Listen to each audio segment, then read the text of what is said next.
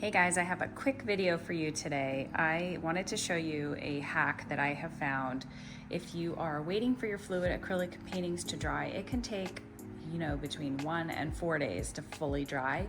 Resin is usually only a couple of days, but it's even more precarious in terms of if you get some lint or dust or pet hair or a bug in that artwork, it is ruined. It is a pain to get out. You have to essentially sand it out with sandpaper, and it's just a whole process. So my tip is I got these food protectors you would use for like a picnic.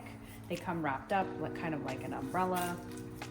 It's really easy to work. You just pull the string here and then you can set them out over your artwork. And what I love about these is that they are big. So this small size side is 24 inches and then it goes up to 48 inches. So if you want to put a couple of pieces in here, these are really perfect, lightweight, very fine mesh.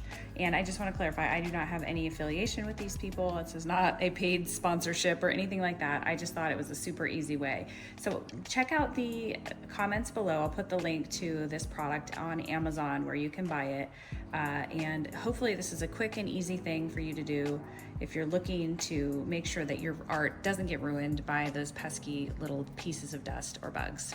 Well, that's all the time I have for today. I'll see you next time.